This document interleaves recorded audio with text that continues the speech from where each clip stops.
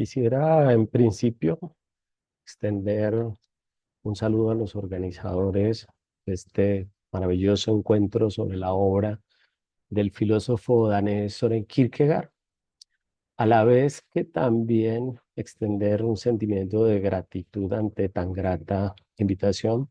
por parte del profesor Fabio Bartoli, quien comedidamente ha sido parte también del comité organizador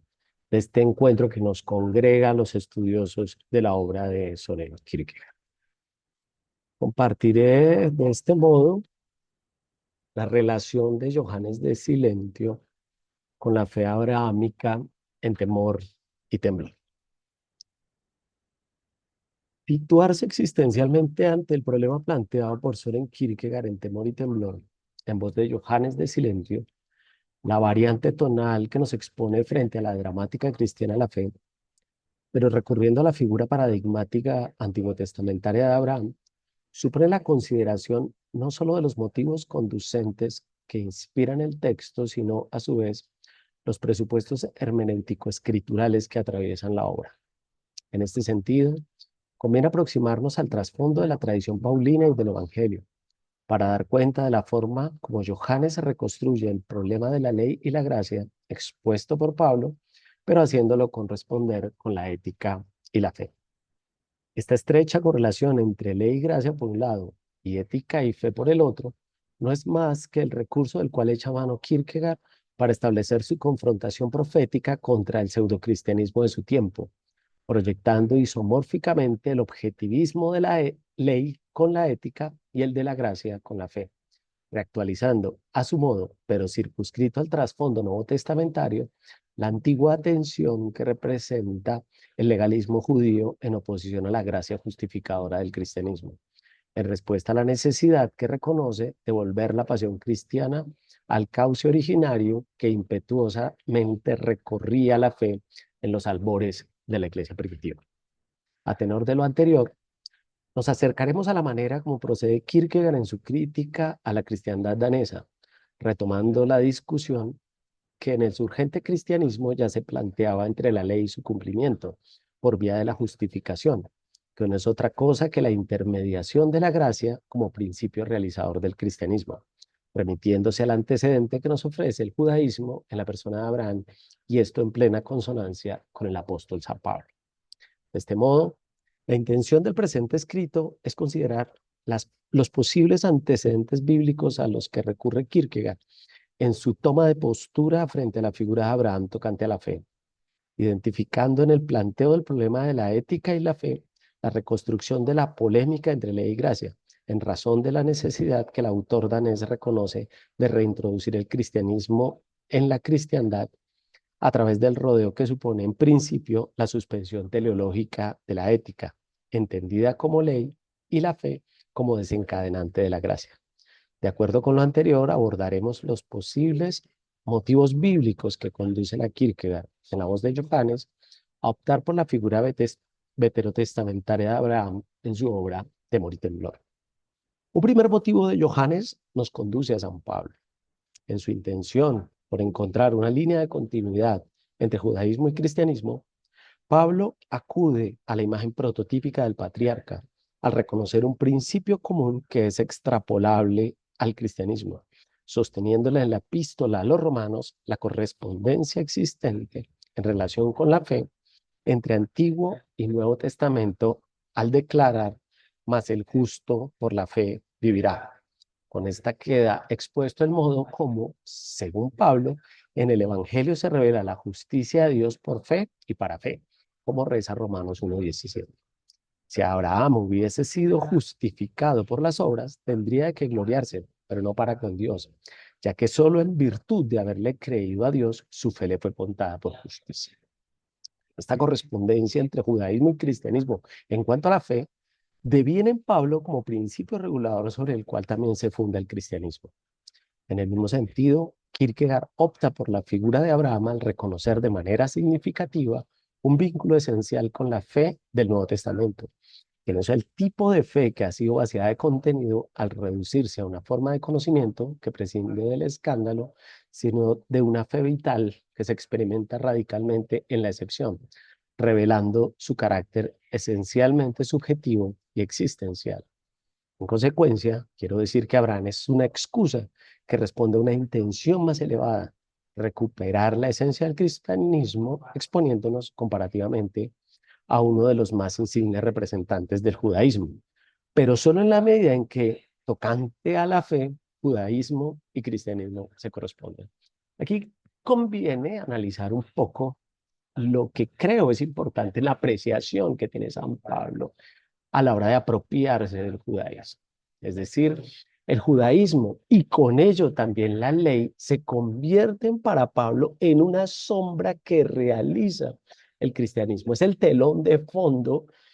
que en cierto sentido también es simbólico del cual echa mano Dios para crear las condiciones de posibilidad de la realización del cristianismo. Pero en lo que tiene que ver con la fe, hay una plena correspondencia entre el Antiguo Testamento y el Nuevo Testamento. Y por eso es que considero que Johannes opta por la figura de Abraham de manera indistinta, aunque bien hubiese podido optar por otro de los grandes paladines de la fe, que también, en cierto sentido, están claramente numerados en el libro de Hebreos. Por otro lado, considero se debe reconocer un segundo motivo que trasciende la pura creencia y responde a la necesidad vocacional de Kierkegaard por reintroducir el cristianismo en la cristiandad, más allá de la simple intención de recobrar la naturaleza misma de la fe cristiana. Este segundo motivo también descansa en la fe, pero en virtud de su oposición a una crítica puramente formal y objetiva, propia de la institucionalidad eclesial de su tiempo. Desde esta perspectiva, Kierkegaard recurre a Abraham no solo para destacar su fe, sino también porque reconoce en él un medio legítimo para problematizar la mera observancia de la ética cristiana en desconsideración de la fe,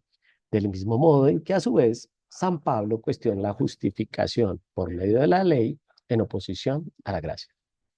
Con esto quiero destacar que Johannes recompone la crítica, haciendo coincidir la ley con la ética, en la medida en que ambas pueden ser observadas en la pura exterioridad sin implicaciones genuinamente existenciales, y también relevando la importancia de la fe en correspondencia con la gracia, en el hecho de que solo la fe libera la acción graciosa de Dios a través de Jesucristo. Es decir, así como la ley era un impedimento para ser justificados por Dios, ya que nadie podía cumplir en sentido estricto la ley, Kierkegaard considera que funcionalmente la ética se comporta del mismo modo. Así como el judaísmo se había desviado de la fe, optando por reglas meramente objetivas que velaban la posibilidad de acceder a la gracia, la cristiandad de su tiempo había prescindido de la fe sosteniéndose en valores puramente éticos que no permitían traslucir la esencia misma de un cristianismo fundamentado en la fe como signo de contradicción. Del mismo modo, podemos decir entonces que, como Pablo introdujo la figura de Abraham para problematizar la tensión entre ley y gracia, Kierkegaard opta por el patriarca para presentarnos la disyuntiva entre ética y fe. En lo ateniente a la fe, Pablo acude a Abraham con la intención de discurrir en lo que entrevé es un problema del judaísmo, y es la creencia de que la ley justifica, disquisición que encuentra su correlato en Johannes a través de la contrariedad que introduce el cristianismo de su tiempo al restringirse a la observancia externa de valores éticos que no son más que meras expresiones transfiguradas de simples obras. Y esto también en consonancia con Pablo, para quien el único modo para acceder al cumplimiento de la ley es a través de la gracia. Abro comillas. En cambio, Israel, que iba en busca de una ley que le diera justicia, no ha alcanzado esa justicia. ¿Por qué no? Porque no la buscaron mediante la fe, sino mediante las obras. De esto no se sigue que Pablo quisiese suprimir la ley, sino más bien darle cumplimiento. De la misma manera en que para Kierkegaard, solo a través de la justificación que ofrece la fe, es posible cumplir con los preceptos de la ética cristiana. Por esto la ética no es desmontada por Kierkegaard, sino suspendida. Inclusive Podemos suponer que este estado de suspensión solo opera en el instante, allí donde lo infinito se encuentra con lo finito en su irreconciliable oposición, lo que paradójicamente introduce el absurdo. Es claro que la forma en que Pablo asume la idea de la ley, más allá también de la sombra, es que la ley no se puede cumplir. Es decir, la ley de este modo es una maldición, pero la ley constitutivamente no es mala. Lo único es que introduce la problemática esencial tanto del judaísmo como del cristianismo. Y es que nadie puede observar la ley sin la mediación graciosa de Dios. Por eso es que no se puede suspender ni la ética ni la ley. Simplemente se requiere crear las condiciones de realizabilidad de la fe para que, partiendo del presupuesto de que se es portador de la fe, ahí sí se puede cumplir la ley, en el caso del judaísmo, y también la ética en el cristianismo. La resonancia de tal suspensión ética es esencialmente bíblica y está en las antípodas del legalismo judío. ¿Qué intención esconde el cristianismo al presentar en el Evangelio el aparente detalle superfluo de Cristo escribiendo en el suelo mientras le es presentada una mujer encontrada en adulterio? Intuitivamente podemos suponer que no es otra cosa que una reconsideración de la ley o, en su defecto, su genuina recomposición en el recobramiento de su espíritu. Cuando la mujer encontrada en adulterio es presentada a Jesús, lo primero que se esgrime por parte de los fariseos es su referencia a la ley. En la ley nos mandó Moisés apedrear a tales mujeres. Tú pues, ¿qué dices? La respuesta es bien conocida. El que de vosotros esté sin pecado sea el primero en arrojar la piedra contra ella. Ciertamente hay una suspensión de la ley, pero no una abolición de la misma. Es más, es en razón de la suspensión de la ley a través de la introducción de la gracia que la misma encuentra su cumplimiento, o más bien, la posibilidad de ser cumplida.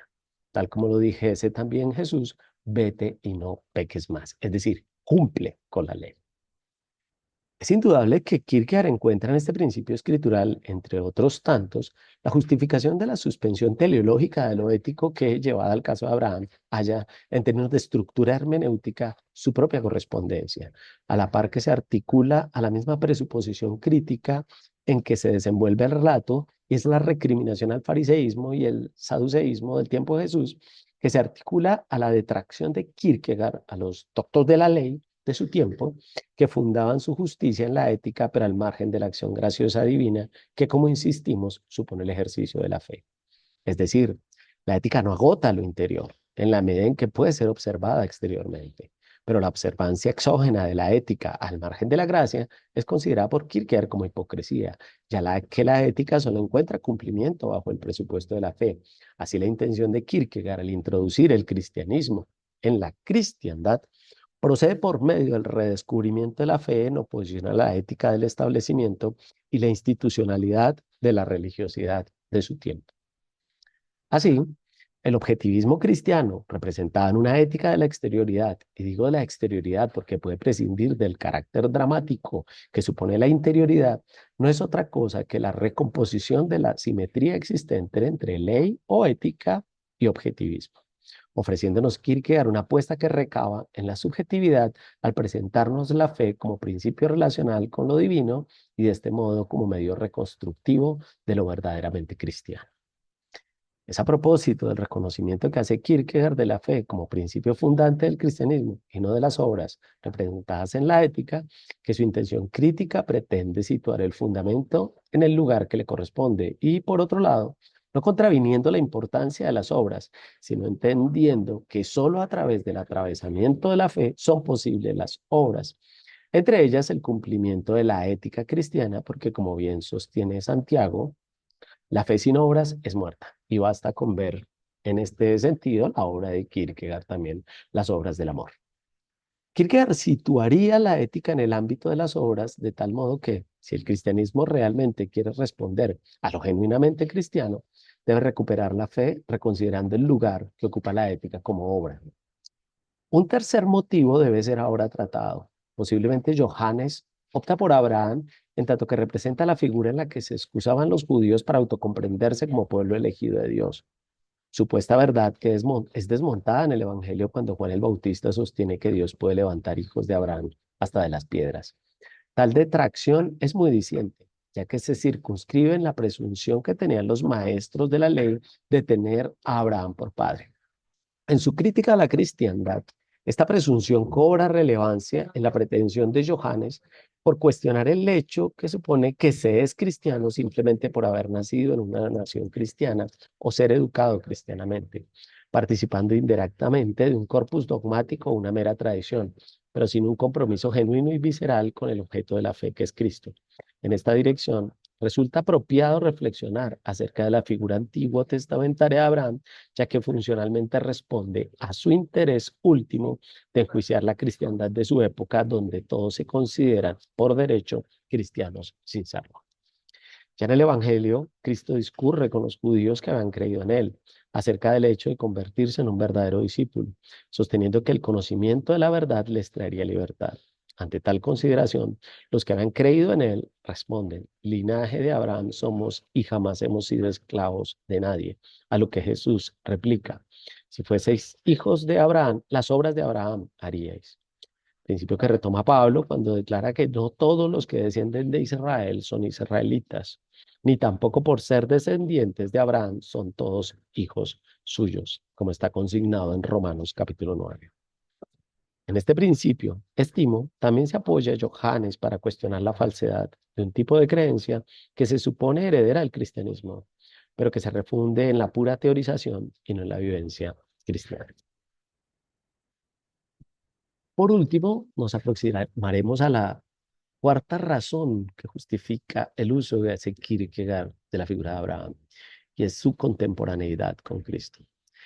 Es evidente que el esfuerzo reconstructivo de la fe representada en Abraham no solo tiene que ver con la intención de hallar en el patriarca un arquetipo digno de imitación, sino también de destacar que el padre de la fe es contemporáneo con Cristo.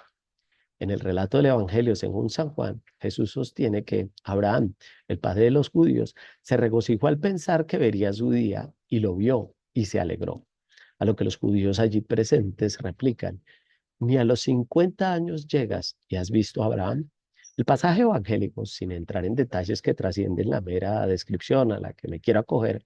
no es otro que el del encuentro del patriarca con la imagen tipo del Cristo preencarnado, representada en la manifestación epifánica de Melquisedec en el Antiguo Testamento. El escritor de la carta de Hebreos sostiene: este Melquisedec salió al encuentro de Abraham y lo bendijo. El nombre Melquisedec significa rey de Salem. No tiene padre ni madre ni genealogía, no tiene comienzo ni fin, pero a semejanza del Hijo de Dios permanece como sacerdote para siempre. Lo que quiero aquí reconocer es que la figura que expone el libro de Hebreos es que en algún momento de la historia Abraham se encontró con la imagen tipo de Cristo representada en un sacerdote que no descendía de la tradición levítica, sino un sacerdote que estaba desprendido de cualquier linaje puramente humano. Y esto particularmente coincidiendo con alguna de las tribus de Israel. No, Jesús viene de la línea de Melquisedec y es un sacerdocio que es transtemporal, o llamémoslo así, en cierto sentido es eterno. Entonces creo que ese relato que está presente en el libro de Hebreos y que también considera Pablo al identificar a Melquisedec con Cristo,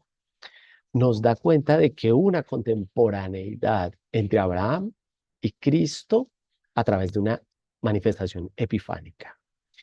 Y considero también, a su vez, que esto se convierte en un elemento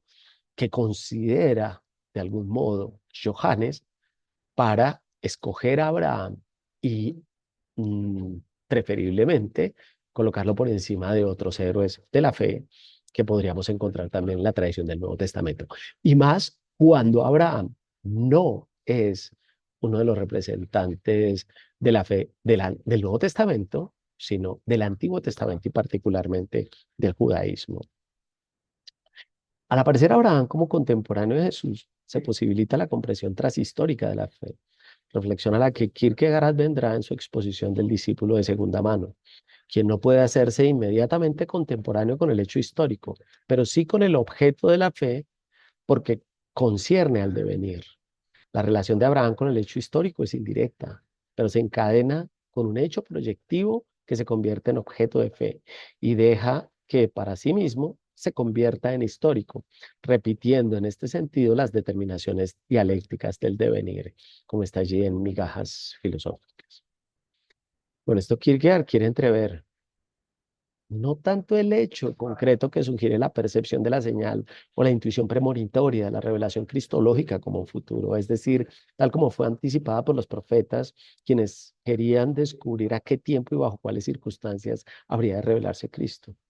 pero no como hecho necesario, ni como futuro ni como pasado, ya que su manifestación debe ser creída. En conclusión, la figura viejotestamentaria de Abraham ofrece a Kierkegaard una multiplicidad de posibilidades hermenéuticas que se circunscriben a su intención crítica contra la cristiandad de su tiempo, ajustándose convenientemente al interés que representa la recomposición de la fe cristiana más allá de la ética. Esta recomposición de la fe tiene como principio rector la revaloración del cristianismo, entendido prevalentemente como revelación y no como doctrina, haciendo prevalecer la justificación por la fe y no por las obras, tal como en su tiempo lo sostuvo el apóstol San Pablo. Abraham es una imagen tipo de la fe que el judaísmo comparte con el cristianismo, pero al tiempo expresa la oposición a un tipo de creencia que descansa en la mera observancia de principios éticos, es decir, generales o, si lo preferimos, formales. Por otro lado, el patriarca también posibilita la crítica al orden establecido, ya que del mismo modo en que los judíos creían que eran hijos de Abraham sin serlo, la cristiandad danesa se asumía cristiana, aunque estuviese vaciada de los auspicios sagrados que ofrece la gracia, descansando en la comodidad de un cristianismo que se comprende como simple conocimiento. Por último, Abraham es un contemporáneo de Cristo, razón que justifica el llamado de Kierkegaard a sernos contemporáneos con la fe de Abraham, solo en razón de la experiencia de una fe atravesada por la ineludible contradicción que supone la kenosis crística como expresión de la emergencia del escándalo. Muchísimas gracias.